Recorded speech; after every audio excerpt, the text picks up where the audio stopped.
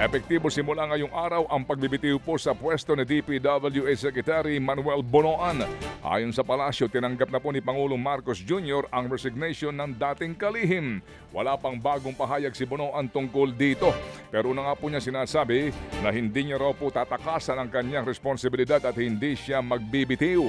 Siya po'y papalitan ni Transportation Secretary Vince Dizon.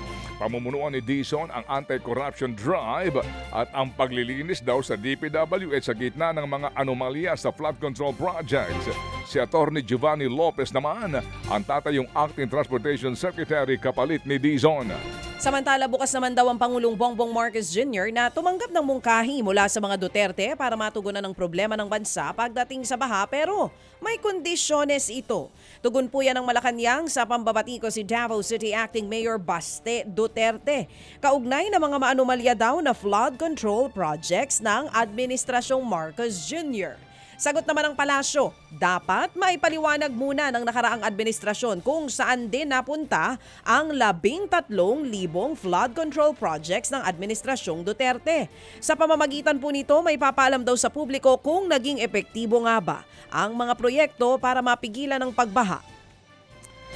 Binatikos po naman ni Cardinal Pablo Virgilio David ang marangyang pamumuhay ng mga politiko at ang kanilang mga kamag-anak sa kabila po ng talamak na kahirapan sa Pilipinas.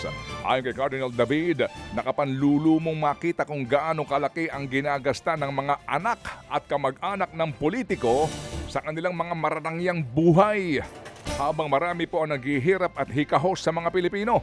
Pati ang mga contractors po na diskaya sa Pasig ay hindi nakalagpas sa homily ng Kardinal. Ayon sa Kardinal, dapat ay mahiya ang mga tiwaling kontratista na ibalandra ang kanilang mga mansyon at mga mamahaling kotse kung ito'y nakuha sa mga maanumalyang kontrata sa DPWH. Samantala, tiniyak naman po ng Armed Forces of the Philippines na patuloy nilang pinalalakas ang kanilang kapasidad para matugunan ang mga banta sa seguridad po sa ating bansa. Ayon sa AFP, isa sa pinalalakas nila ang ating asymmetric warfare capability para makatugon sa banta ng mas malalakas na kaaway. Sa ngayon, nakatuon daw ang AFP sa mga unconventional warfare capability katulad ng drones. Pagtitiyak pa ng AFP, may kakayahan ng Pilipinas na tumugon sa banta ng drone attacks. Pero kailangan daw itong mas palakasin pa. Bati daw ng militar na may sleeper cells o mga espiya na nakapasok na po sa bansa at posibleng umatake anumang oras. Matatanda ang ilang Chinese na ang naaresto kamakailan dahil sa alegasyon ng espionage o pang-eespiya. Sa lagay po ng panahon, patuloy daw binabantayan ng Pag-asa ang isang low pressure area na nasa 570 kilometers sa hilagang silangan po ng Virac sa Catanduanes. Mababa ang tsansa nitong maging ganap na bagyo pero magpapaulan sa Bicol Region, Aurora, Bulacan, Quezon at Rizal. Patuloy namang umiiral ang southwest monsoon o hanging habagat na siya makakaapekto sa ilang pang bahagi ng bansa.